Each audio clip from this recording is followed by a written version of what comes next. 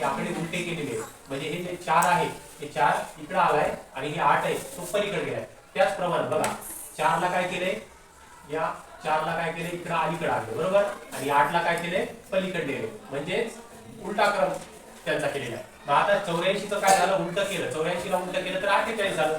तसंच आपल्याला काय करायचं, या 93 ला आहे का नाही, या 93 ला आपल्याला उलट करायचं. 93 ला उलट करायचं असेल तर काय होईल बरं, 39. हा तर उत्तर काय आपलं 39. कळालं. प्रश्न क्रमांक दुसरा, प्रश्न क्रमांक दुसरा बघा आता 28 आणि 58 आणि 16 है ना. तर 28 आणि 58 चा आपल्याला संबंध अगोदर जोडून घ्यायचा आहे, त्यानंतर आपल्याला 16 चा संबंध काय ते कळलं बरोबर. तर 28 आणि 58 चा संबंध कसा जोडायचा बघू आपण. 28 ला काय करू आपण, 28 ला 2 न गुणू, 28 ला 2 न गुणू. 28 ला जर 2 न गुणलं तर उत्तर काय येईल रे, 56. 28 दोन्ही किती 56 आले, परंतु इथं काय 58 आहे. मग याच्यामध्ये आपण काय करू, परत 2 प्लस करू.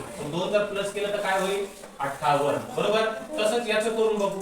16 ला 2 न गुणू, 16 ला 2 न गुणल्यावर किती येते रे 32. आणि 32 मध्ये 2 मिळवले तर 34. मग 34 आपल्या ऑप्शन मध्ये आहे का,